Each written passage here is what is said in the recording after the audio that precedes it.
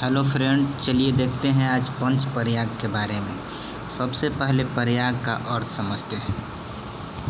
प्रयाग का अर्थ होता है जहां पानी की दो या दो से अधिक धाराएं आकर मिल जाती है, उसे प्रयाग कहा जाता है। चलिए देखते हैं कि प्रयाग कहाँ है। पंच प्रयाग जो है उत्तराखंड में है। पंच प्रयाग उत्तराखंड में है। देखिए पंच प्रयाग में कौन कौन है। पहला है देव प्रयाग, दूसरा विष्णु प्रयाग, तीसरा कौण प्रयाग, चौथा रुद्र प्रयाग और पांचवा नंद प्रयाग है। चलिए आगे देखते हैं इस प्रयाग का निर्माण कैसे होता है। तो ये देखिए, ये बद्रीनाथ पहाड़ी है और ये संतोपथ पहाड़ी है। इधर से धौली गंगा, इधर से विष्णु गंगा निकलती है, आकर दोनों विष्णु प्रयाग में मिल जाती है और विष्णु प्रयाग में मिलने के बाद अलकनंदा के नाम से आगे बढ़ती है। आगे बढ़ने के बाद उसमें नंदाकिनी आकर मिल जाती है, जो कि नंद प्रयाग में आकर मिलती है। चलिए आगे देखते हैं। नंद प्रयाग में मिलने के बाद आगे अलकनंदा बढ़ती है, फिर उसमें आकर पिंडार मिलती है, जो कि कौण प्रयाग में आकर मिलती है। तब पर भी अलकनंदा आगे बढ़ती जाती है।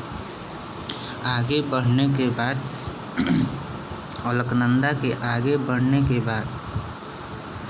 के बाद केदारनाथ से मंदाकिनी आती है, जो कि रुद्र प्रयाग में आकर मिलती है। रुद्र प्रयाग में मिलने के बाद भी ये अलकनंदा के नाम से ही आगे बढ़ती है। अलकनंदा के नाम से ही आगे बढ़ने के बाद गंगोत्री से भागीरथी आकर देव प्रयाग में मिल जाती है और यहाँ से गंगा का निर्माण हो जाता है। गंगा हरिद्वार नामक जगह पर मैदानी क्षेत्रों में आकर प्रवेश करती है। अब यहाँ से यूपी का एरिया चालू हो जाता है। यूपी के बाद जमुनोत्री से निकलकर जमुना नदी प्रयाग में आकर इलाहाबाद के निकट मिल जाती है। अब देखिए, थोड़ा देख लेते हैं। भागीरथी जब आगे बढ़ती है तो ऊपर से एक भेलंगना नदी आकर मिल लेती है। इसके मिलने के बाद तुरंत थोड़ी दूरी पर टिहरी बांध बनाया गया है, जो कि भारत का सबसे ऊंचा बांध है। अर्थ पिलर बांध इसी को कहा जाता है। इसकी ऊंचाई 255 मीटर है। अब देखिए, गंगा का जल खराब क्यों नहीं होता है? क्योंकि उसके जल में बैक्टीरियोफेज नामक शैवाल पाया जाता है। इसके चलते गंगा का जल खराब नहीं होता है।